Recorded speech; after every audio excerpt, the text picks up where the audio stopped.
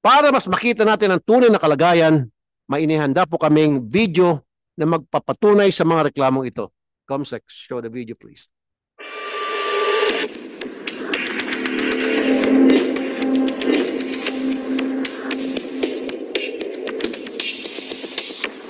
Prime water, ano na? Saan ito, burak?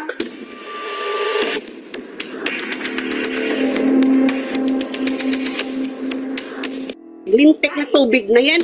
Ang lalaki ng mga bill namin. Tapos ganun lang dang ang i-ano nila sa amin. Bibigyan lang kami ng tubig. Malabo pa. Di pa namin magamit. Minsan burak na. Tingnan mo yung tubig, oh.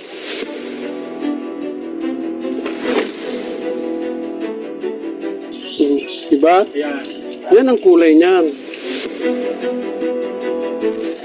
Panireklamo na ho dito tao ang nangyayari. Wala naman po kami magawa. Ireklamo muna sa ano.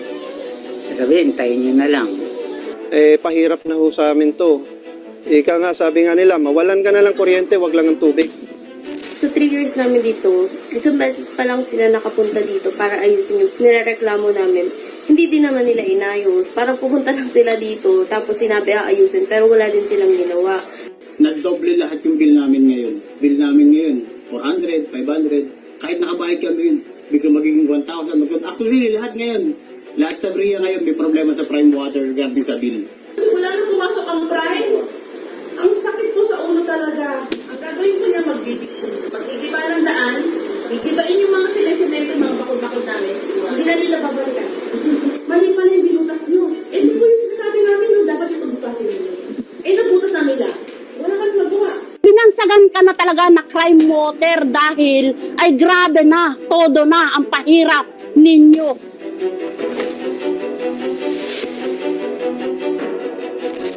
Ma'am, ito ang problema namin, ma'am. Pag hindi namin nilagyan ng ganito, maliligo ka, kaya anytime, biglang bubulwak ang kalawang. Malangsa po eh. Parang amoy linanguyan ng mga palaka. Isda kaya kadiri po eh. Naiyak ako eh. Kasi lagi na lang po kami puyat na puyat. Totoo lang kagabi po, 40 na naman po yung sugar ko eh. Muntik na po kita kita po sa ospital. Lagi na lang po makakapuyat sa tubig na yan. Humingi po kami tulong sa rapi. Tulungan niyo po kami. Mamamatay po kami makasenyor dahil sa tubig na yan. Crime water yan, hindi ang prime water. Hirap po eh. Kasi mararanasan ko pa na babagsak ako dahil nga kahihintay ng kahihintay sa tubig. Tapos may time pa na maghihintay ka, wala naman tubig. Tapos yung titingin ng tubig dito, palagi siyang galit, lalo na kapag, kunyari, titignan nila, tapos sabi, bayad na ba kayo? Hindi pa naman kayo bayad. Gumagano sila.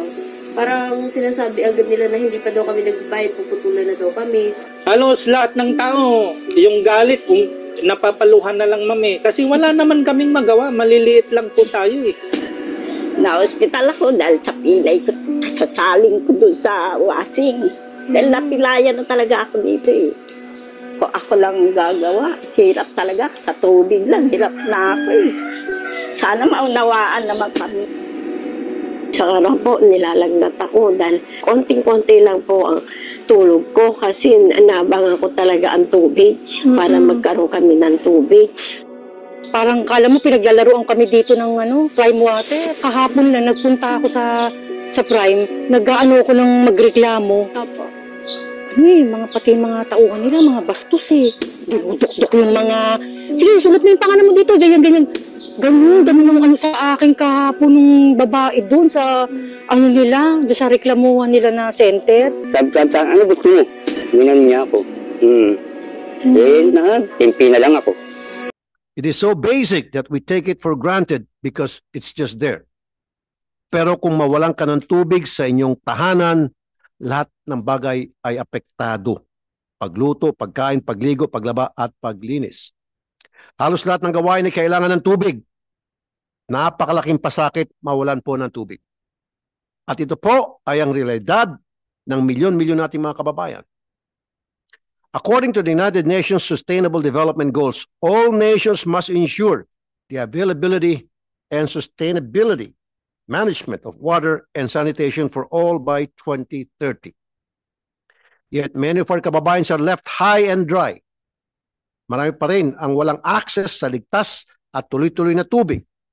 Araw-araw, silang nagigising ng maaga para mag-imbak pa ng tubig. Naghihintay ng rasyon. O kung may tubig man ay kulay putik ang lumalabas. Before anything, let us try to understand our water utility systems. Ideally, the government through agencies such as our local water districts should be able to provide safe and reliable water across the country. However, the reality is that many water districts lack the financial capacity to upgrade their water system. This is where joint venture agreements or JVAs come in, and a private water provider will bridge this gap as it contributes expertise, investments, and capitalization, creating what should be a win-win solution for improving water services. Yun po dapat.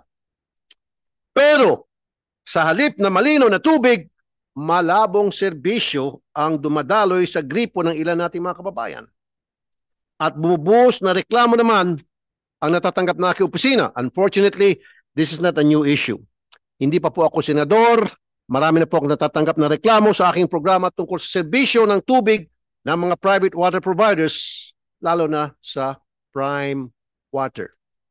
Nandito po tayo ngayon upang tugunan ang problema ito sa tubig na mismo ang ating Pangulo nung nakaraang SONA ay pinag-utos ang investigasyon ukol dito. Prime water affects 16 million consumers in our country. There are 75 local water districts that entered into a joint venture agreement with Prime Water. Yet, instead of making waves of improvements, these JVAs left the consumers stranded in drought. In reviewing these JVAs, we saw that Prime Water has committed over 100 billion pesos in project costs, most of which are allocated for capital expenditures to improve water services in each water districts. Kaya naman, bilyong-bilyong loans ang kinuha ng Prime Water. At siyempre, susuportahan ng mga bangko ang sustainable project. Dahil ang tubig ay basic right. But here is the question. Saan napunta ang mga loans na ito? Naramdaman ba ng consumers ang pinangakong investment sa kontrata? Let us look at the numbers. Ayon sa Commission on Audit, ito ang mga water districts na hindi naramdaman ang ipinangako na capital expenditure o CAPEX ng Prime Water. Sa Metro Surigao Water District, 904 million ang planned CAPEX sa unang 5 taon. Pero pagkatapos ng 5 taon, 62 million lang o 6.86% ang accomplished lamang. Sa Cabanatuan City Water District, 262 million ang na-accomplish out of 716 million. Sa Panabo Water District, 50 million out of 644 million. Sa Santa Cruz Laguna Water District, 144 million out of 518 million. Tagaytay Water District, 130 million out of 1.2 billion lang ang natapos. At dahil dito, ang nagdusa ay ang ating mga kababayan. I hear the problems of our Filipino people loud and clear. These are not sensationalized news reports or attacks against a company. Hindi po. These are real, everyday struggles that ordinary Filipinos endure every single day. Hindi na mabilang ang reklamo na natanggap natin mula sa programa hanggang dito sa Senado tungkol sa bulok na serbisyo ng Prime Water. Walang sapat na supply, mahinang pressure, walang abiso kapag may interruption. At ang tubig na lumalabas sa gripo ay malakulay, burak. Minsan ay mabaho pa. Ang ating mga kababayan, imbis na makatulog ng maayos, ay gumigising na alas 3 na madaling araw para lamang makapag-ipon ng tubig. Ang masaklap pa, patuloy silang pinagbabayad ng singil kahit wala namang supply ng tubig. Para mas makita natin ang tunay na kalagayan, may inihanda po kaming video na magpapatunay sa mga reklamong ito. Comsec, show the video please.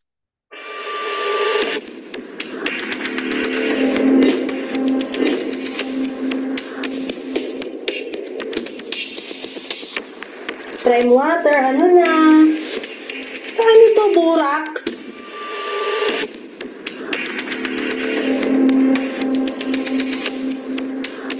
Lintik na tubig na yan. Ang lalaki ng mga bill namin. Tapos ganun lang dang ang i-ano nila sa amin.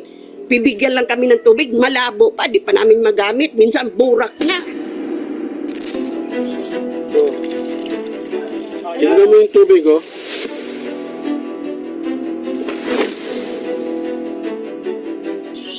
Diba? Yan ang kulay niyan. Panireklamo na ho dito tao. Ang nangyayari wala naman po kami magawa. Ireklamo mundo sa ano. Sabihin, tayo nyo na lang. Pahirap na ho sa amin to. Ika nga, sabi nga nila, mawalan ka na lang kuryente, wag lang ang tubig. Sa 3 years namin dito, isang beses pa lang sila nakapunta dito para ayusin yung nirereklamo namin. Hindi din naman nila inayos. Parang pupunta lang sila dito, tapos sinabi ayusin, pero wala din silang ginawa. Nagdoble lahat yung bill namin ngayon. Bill namin ngayon, 400, 500. Kahit nakabayad kami yun, biglang magiging 1,000. Actually, lahat ngayon. Lahat sa Bria ngayon may problema sa prime water regarding sa bill. Wala na pumasok ang prime. Ang sakit po sa ulo talaga. Ang gagawin ko niya magbibigay. Pag-igiba ng daan, igibain yung mga sila-simento, mga bakod-bakod namin. Hindi na nila babalikan. Mali pala yung binutas nyo. Ito po yung sinasabi namin, no, dapat ito butasin nyo. Nabutas na nila. Wala kang magawa. Binansagan ka na talaga na crime water dahil ay grabe na, todo na ang pahirap ninyo.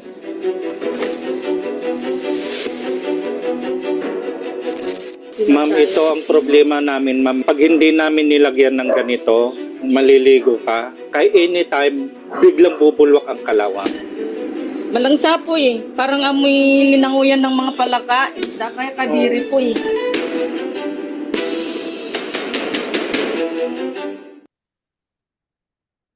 From those videos, we saw the quality of the water.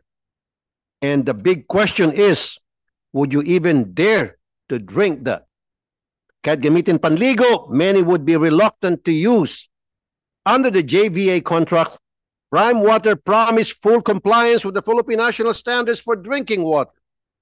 Yet, even after 5 years into these contracts, cities like Tagaytay, Tres Martires, and Lucena, Quezon remain non-compliant, having failed to renew their water safety plans or WSP acceptance in violation of DOH Administrative Order 2014-0027 and LWUA Memorandum Circular 010-14 until the Local Water Utilities Administration or LUA reviews and DOH accepts the WSP.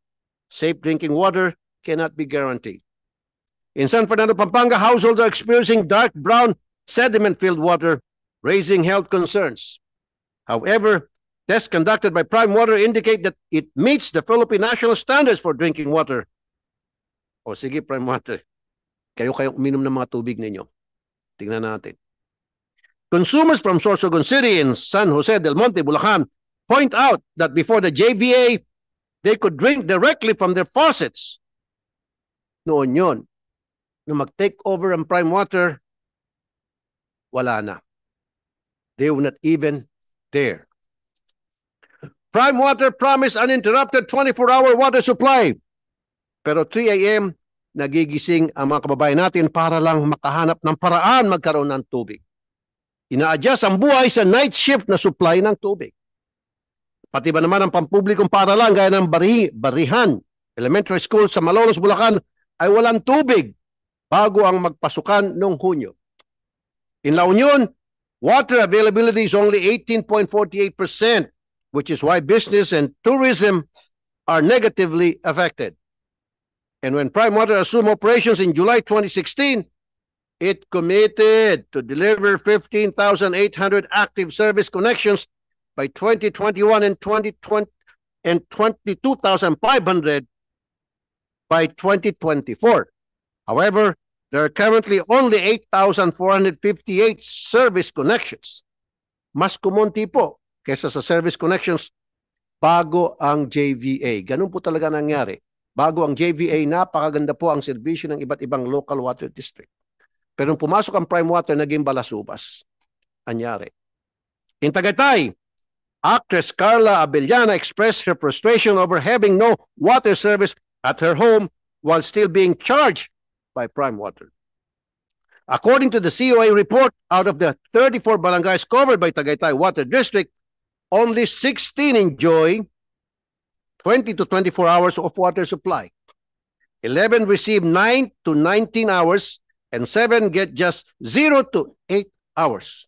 Far below LUAS and Prime Water's 24/7 requirement. In San Jose del Monte, Bulacan, nakarating po sa amin ang sumbong na ilan sa subdivision ay laging malakas ang water pressure. Habang ang ibang barangay naman ay kawawa. May nagsasabi pa na buti pa raw ang ulan na ipon sa palpak na flood control. Pero ang tubig sa kanilang kabahayan ay wala pa rin. Ang mas malala, kapag umulan, wala rin dumarating na rasyon ng tubig. Ipinangako po ng Prime Water sa kanilang JVA ang 10 pounds per square inch or PSI na presyo na supply ng kanilang tubig, mas mataas ito sa 7 PSI standard requirement ng LUA. Napakagandang pakinggan, di po ba?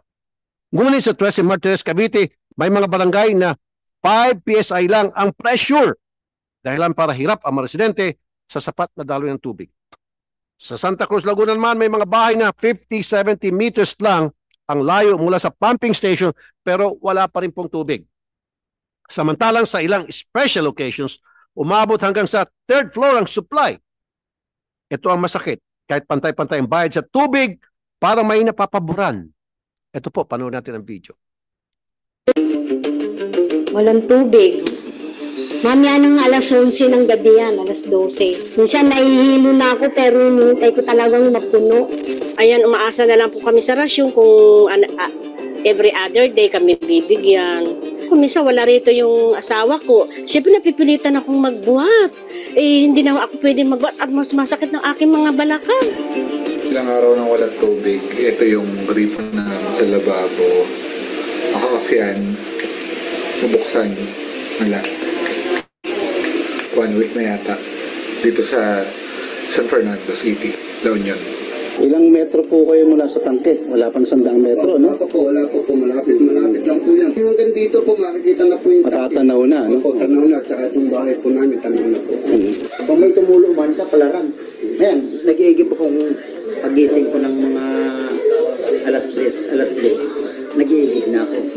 Yung pumasok dito yung Prime Water, minana na ang tubig namin dito. Talagang wala na, malakas pa nga ihi ko eh. Kahit yung pag-request ng ration sa kanila, hirap na hirap kami. Walang sumasagot sa amin eh. Ito ngayon, pang 3 days, wala kaming ration ngayon. So, dapat mayroon.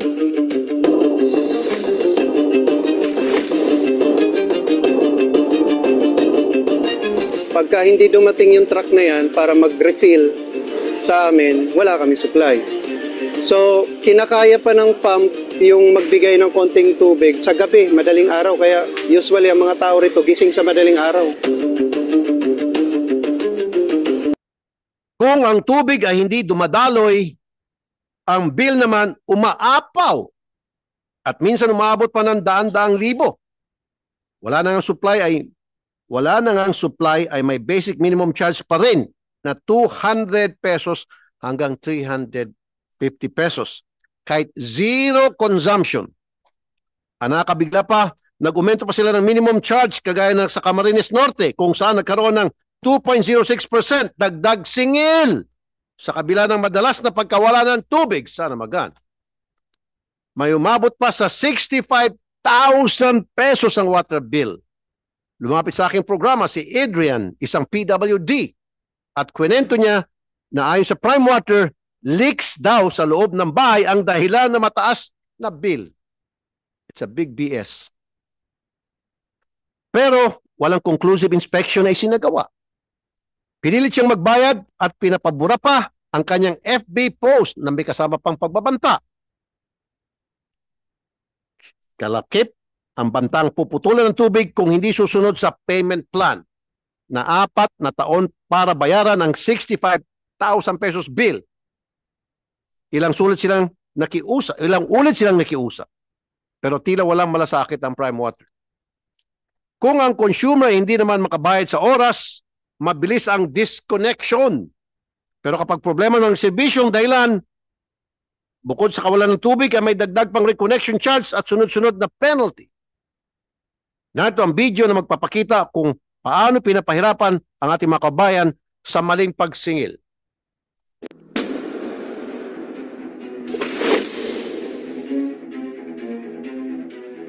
Hindi dumadating ang tubig pero dumadating ba ang bill? Yes po. 641 plus disconnection fee na 100. I-disconnect kami pagka wala kang wala naman tubig. Sabi ko nga nung nagbabayad ako, pwede nyo namang putulin kasi wala kaming tubig. Malaki ang bill na binabayaran namin, walang tulo. Kahit na yung supply nila rito hindi consistent, yung maintenance nila hindi maayos, nag-aumento pa sila ng minimum. From 277 ngayon, 307 na yata. Ganun. Yung due date na yun, the next day talaga, pag hindi ka nakabayad, 10% agad ang patong. Kung 500 ang naging due mo, imagine mo, 500 yun, walang tubig. 550 na agad yun. Kasi 10% ang penalty charge nila. Pag hindi po kami nakabayad ngayong 25, katapusan po, putol po agad yan. Putol po agad yan, direkta po nila yan. Tapos pag pinakabit po ulit namin, may penalty po kami 180. Yung bill kong 1.6 ng karaan, ang ko. Pero saan po? Nasaan? Kada 3 araw nagpapadeliver po ako ng tubig. Ano? 600. Pabayaran mo 632. Pero hindi mo naman nakukonsume yung 17 liter dahil kasi ganyan ang kulay.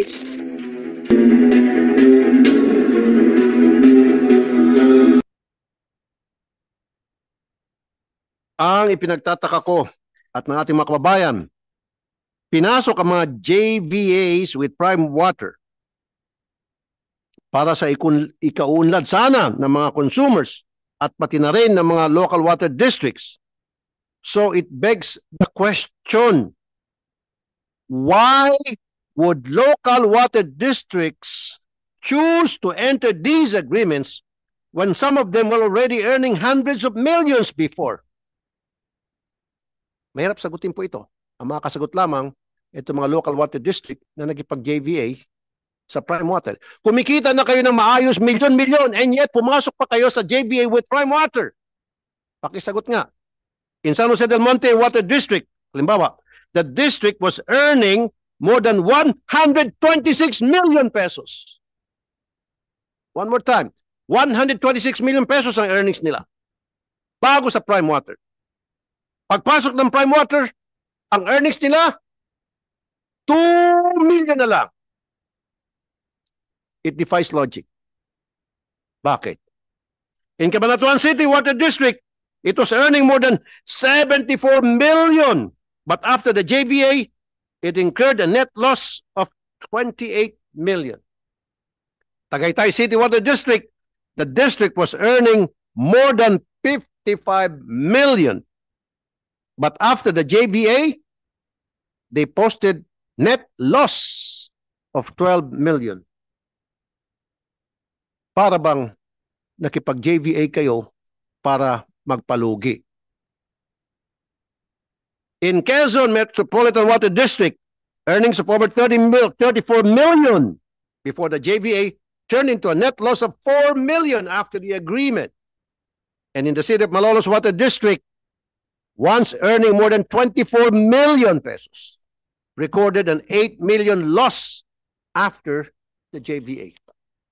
This is as a result of unjustified revenue sharing schemes stipulated in the JVAs. On the other hand, Prime Water's actual earning from these contracts remain hidden from the public. Such revenues must be disclosed for transparency and accountability. Nakapagtataka po na marami sa mga kontratang ito ay mula sa unsolicited proposals. Ibig sabihin, hindi ang water district ang humiling. Prime Water mismo ang lumapit. Double whammy ito. Talo na ang consumers, talo pa rin ang water districts. Dagdag pa rito, wala ni isa sa 75 JVA contracts ang dumaan sa masusing pagsusuri ng NEDA, Board Investment Coordination Committee. Ang DepDev o NEDA noon ay binigyan lamang ng kopya ng mga kontrata. Walang na-review dahil ayon sa 2013 NEDA JVA guidelines, tanging ang mga JVA na may government contributions na 150 million pataas lang ang nire-review. So ibig sabihin, pag below 150 million ang contribution, wala nang review. So anong gagawin? Siyempre, papalabas nila na below 150 million palagi ang contribution ng local water district. As simple as that. Everybody happy sila except sa consumers. Lahat ay dinideklarang mababa, 150 million ang government contribution. Sa Dasmariñas Water District ay may 125 million lang ang government contribution at sa Bacolod City Water District naman ay 117 million ang government contribution. Pero ayon sa COA sa Marilao District, 117 ang idineklara, pero ito po, ayon sa COA sa Marilao Water District halimbawa, 117 ang dineklara na contribution, pero 212 million ang totoong halaga ng government contribution. Siguro ito mga taga local water district kaya lang maparusahan at managot din dahil nagkikipagsabuatan sila sa kabalastugan. Lampas sa threshold na gamit na dapat dumaan sa NEDA ICC review at approval. O nga naman, hindi ba't ang contribution ng mga local water districts na ito ay ang kanilang existing facilities na ngayon ay gagamitin na ng prime water? Kung sa San Jose del Monte nga, halos isang treatment plant pa lang ang nagkakahalaga na ng 120 million pesos. At talo at tatlo ang kanilang treatment plants. Gayunpaman, hindi pa rin ito dumaan sa NEDA ICC review. Mapapaisip ka, iniwan na sa mga local water district at private water service provider ang pagtransaksyon ng mga apektadong nagkakahalaga ng daan-daang milyon hanggang bilyong piso. Paano nakalusot ang mga ito? Samantalang ang patubig ay isang public utility. Public means Filipinos must be aware of the contracts that affect their daily lives. Hindi dapat tinatago sa publiko ang mga kontrata na ito. Are these JVCs confidential? Big no. Under the Public-Private Partnership or PPP Code, the failure of local water districts to submit executed contracts and project documents to the PPP Center is Prohibited Act. Punishable. Ito, maraming makukulong siguro dito. Mga taga local water district. Sigurado ako. Punishable by imprisonment and a fine ranging from 1 to 5 million pesos. Medyo malit nga lang, pero at least may makukulong. Moreover, these contracts, at may mapainan, should be published on the PPP Center's website and respective water district websites. Confidentiality clauses cannot override the law. Kaya panawagan ng mga consumer sa La Union at San Jose del Monte, Bulacan, gawin nyo ng public ang kontrata. But whether you like it or not, ipapasabi na ko ang kontrata ninyo. Tingnan natin. Hindi kayo mag-comply, I'll cite you in contempt hanggang kayo po'y makulong sa ilalim ng Senado.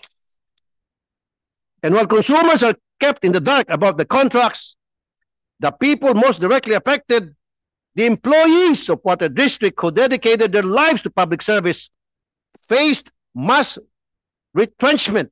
Maraming mga nasibak na mga empleyado na maayos naman ang kanilang pamamalakad, ang kanilang panunungkulan bago pumasok ang prime water. Pero after the JVA, pinagsisibak sila. Kinawawa sila, inapis sila. Dapat may managot dito. In 2020, Over 400 employees were retrenched following the privatization of Bacolod City Water District. 59 of these employees who were illegally terminated filed a complaint before the Civil Service Commission, or CSC. The CSC ruled in their favor, ordering the reinstatement and back wages. But 5 years have passed. Justice remains only on paper, as the CSC ruling has yet to be enforced. So ibig sabihin walang ngipin itong ipinalabas na order ng CSC. In Metro Zamis Water District, the number of employees dropped from 111 before the JBA to only 10 permanent staff after the implementation. In Tarlac City Water District, regular employees were reduced from 188 in 2013 to just 10 by 2016. And these are only numbers from 3 water districts. Paano pag sinama-sama yung natirang 72? Libo-libo pong mga empleyado sa iba't ibang local water district ang nasibak nang sila po ay nakipag-JVA sa Prime Water. Why were these employees not absorbed when Prime Water claims to pour millions, even billions into these JVAs? This contract should have created more jobs. Dapat nga, mas maraming trabaho na create nito dahil more investments na infused ng Prime Water. Pero hindi po, baliktad eh. Nababankrupt na yung local water district na si Bakpa ang kanilang mga empleyado. Isa pang problema sa Prime Water ay ang daang milyong nawawalang kita dahil sa leaks, sirang tubo o maling pagbasa ng Metro na tinatawag na non-revenue water or NRW. Kaya kung mabilis sisihin ang consumer na may sirang tubo o leak, pag singilan na, kumusta naman po ang mga tubo at pasilidad ng Prime Water? Lagi na lang ba ang consumer ang may sala? Ang standard na non-revenue water ayon sa LUA ay 20%. Pero Marilao, 46% na ito. Sa Subic ay 40% at San Jose del Monte, Bulacan ay 35.34%. Kung bilyon na dapat ilaan ng Prime Water sa mga proyekto, bakit napakarami pa rin nasasayang na tubig? Under the Quezon Metropolitan Water District, before the joint venture, NRW was only 23.95%. But in 2023, it has risen to 36.87%. This translates to more than 91 million pesos in foregone sales. For the Camarines Norte Water District, NRW was 21.15% before the JVA. But it has increased to 39.53% according to Commission on Audit. This cost them almost 60 million pesos in lost sales. In Iriga City, NRW was already high at 26.72% before the JVA. But it still went up to 28.82% based on the COA report, and this amounts to over 15 million pesos in foregone sales. While these are some issues in the lack of CAPEX, the Commission on Audit also raised red flags on unusual CAPEX implementation under these JVAs. In Camarines Norte, actual capital expenditures tripled the water district's estimate, leading to excessive costs that are eventually passed on to consumers through recoverable tariffs stipulated in JVAs. In Santa Cruz, Laguna, the declared CAPEX lacked essential documentation. No bills of quantities, no program of work, no detailed costs, no receipts, making it impossible to validate accurately. This raises serious questions. Is this not a breach of contract? If so, should damages or penalties be imposed?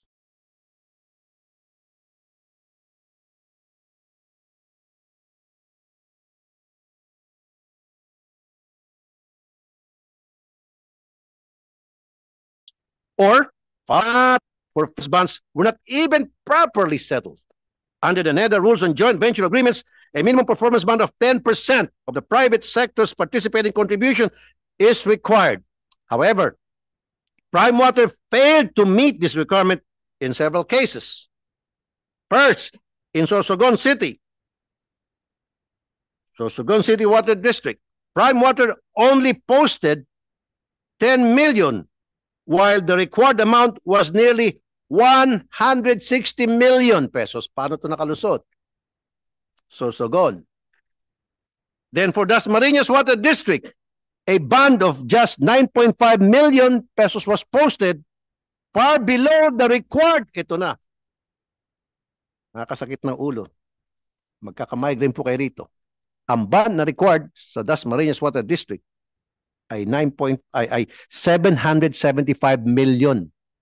Pero ang bond na pinost lamang ay 9.5 million. Ulitin ko one more time. Ang required na bond ay 775 million. Pero ang pinost lang ay 9.5. Kali. Also, the Trece Martires City Water District, Prime Water only posted 3.9 million compared to the required bond of 219 million. Milyon-milyon piso po ang pinag-usapan natin, pero nasaan na nga ba ang capital improvement? Sa Camarines Water District, nakasulat na mismo sa JVA na obligasyon ng Prime Water na magbigay ng septage and sanitation services. Pero ayon sa COA report ng 2023, matapos ang mahigit 7 taon mula 2016, wala pa ring septage facility na naitatayo o naipapatakbo. Santa Cruz, Laguna, 17 pumping stations ang na-turn over sa Prime Water. 6 na taon na ang lumipas, isa lang ang nadagdag ng Prime Water. Isa lang. Ba't pa kayo nakipag-partner kung isa lang palang dinagdag? At ba't kayo pumayag? Santa Cruz, Laguna. At yun po itinatayo sa lote ng donasyon lamang sa local water district ng isang developer. Double whammy ito. Sa San Fernando, La Union naman ay sinimulan ang 34.8 kilometers underground pipe project noong November 2024. Pero noong Pebrero 2025 ay tinigil dahil sa hindi pagbabayad ng Prime Water sa subcontractor.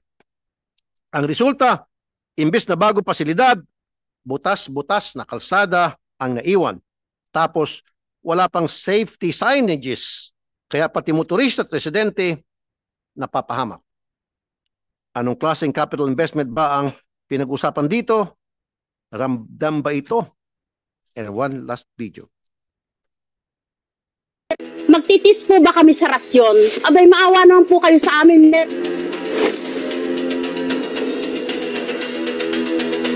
Minsan nagkaaway-away pa dahil sa hindi nagkakasundo sa tubig.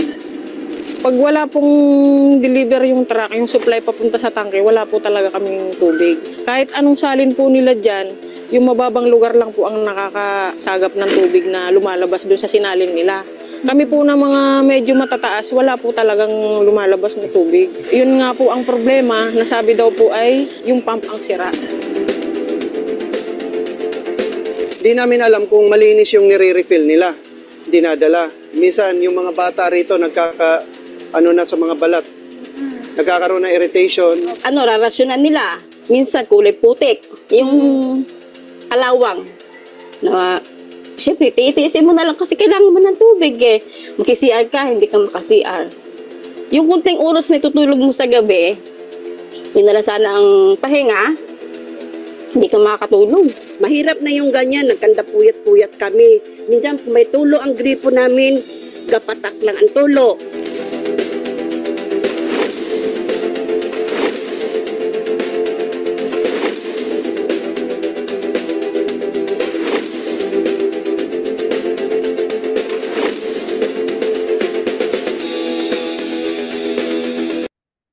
$25 ganun katagal ang epektibo ng mga joint venture agreements na ito.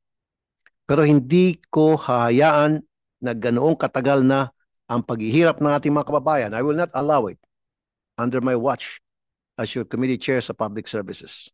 Dahil ang tubig ay karapatan ng tao, hindi dapat nagmamakaawa para dito. Habang umabot na ng dekada, ang tanong, ano nga bang catch-up plan? Lagi natin ito narinig. Pero nakaka-catch up ba talaga? O naiwan lang ang consumers na uhaw sa maayos na serbisyo?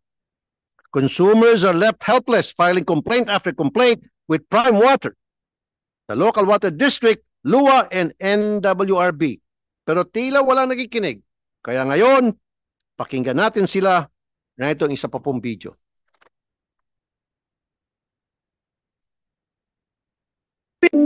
naiyak ako eh. Kasi lagi na lang po kami puyat na puyat. Sa totoo lang, kagabi po, 40 na naman po yung sugar ko eh. Muntik na po kita po sa ospital. Lagi na lang po makakapuyat sa tubig na yan. Eh, humingi po kami tulong sa Rapi. Tulungan niyo po kami. Mamamatay po kami makasigap dahil sa tubig na yan. Crime water yan, hindi yan prime water. Hirap po eh. Kasi mararanasan ko pa na babagsak ako dahil nga kahihintay ng kahihintay sa tubig. Tapos may time pa na maghihintay ka, wala naman tubig. Tapos yung titingin ng tubig dito, palagi siyang galit, lalo na kapag, kunyari, titignan nila, tapos sabi, bayad na ba kayo? Hindi pa naman kayo bayad. Gumagano sila. Parang sinasabi agad nila na hindi pa daw kami nagbayad, puputulan na daw kami. Halos lahat ng tao, yung galit, kung napapaluhan na lang mami. Kasi wala naman kaming magawa, maliliit lang po tayo eh. Na-hospital ako dahil sa pilay ko, kasasaling ko doon sa wasing. Dahil napilayan na talaga ako dito eh. Kung ako lang gagawa, hirap talaga. Sa tubig lang, hirap na ako eh. Sana maunawaan naman kami. Sa araw po, nilalagnat ako dahil konting-konti lang po ang tulog ko kasi nabangan ko talaga ang tubig para magkaroon kami ng tubig. Parang kala mo pinaglalaroan kami dito ng Prime Water. Kahapon lang nagpunta ako sa Prime. Nag-aano ako ng magreklamo. Opo. Pati mga tauhan nila, mga bastos eh. Dinudok-dok yung mga, sige, sulat mo yung pangalan mo dito, ganyan-ganyan. Ganun, dami sa akin kahapon ng babae doon sa, doon sa reklamuhan nila na center. Sabi, gusto mo? Minan niya ako. Timpi na lang ako.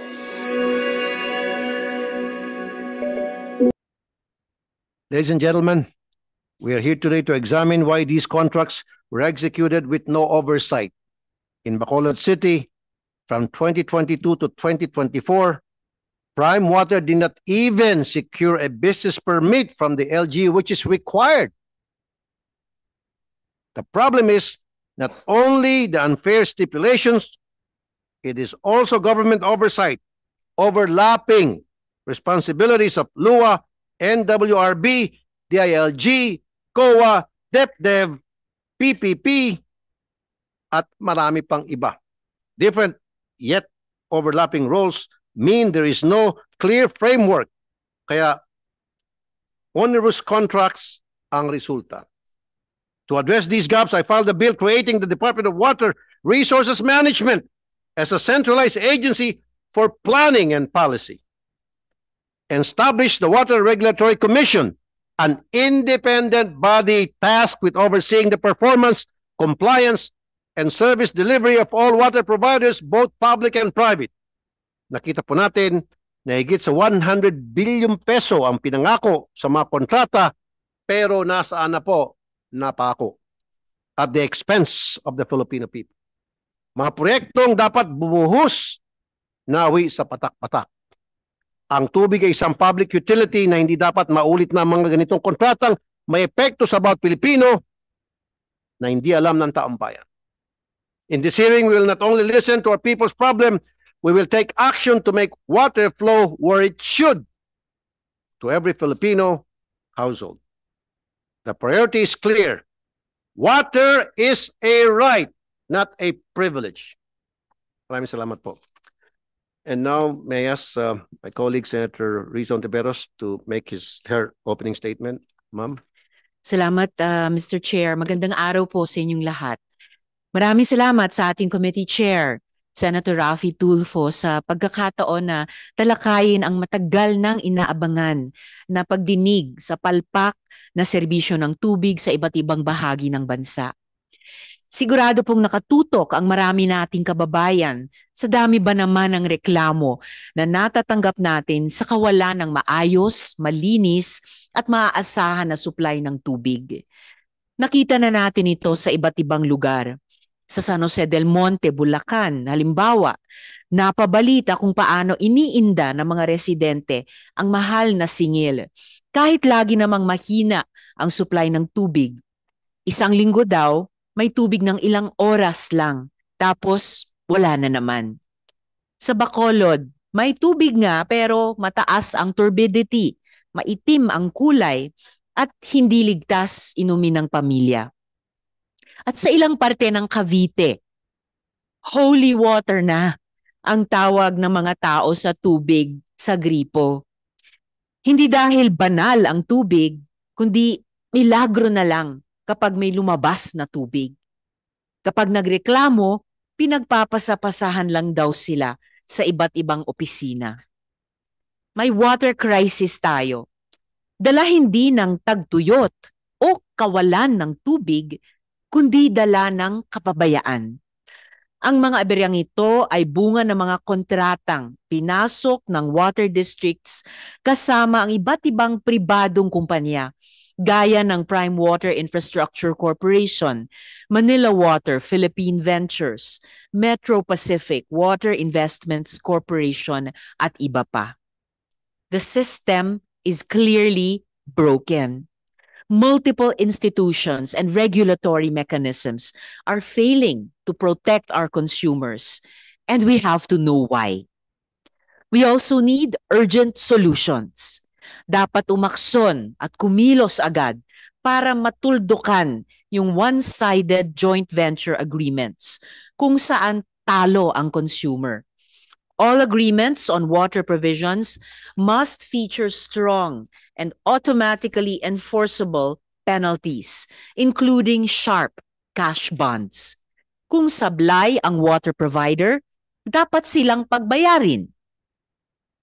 Dapat may ahensya ring malalapitan at masusumbungan ang mga consumer at hindi yung pinagpapasapasahan pa sila kapag gusto nilang magreklamo sa serbisyo.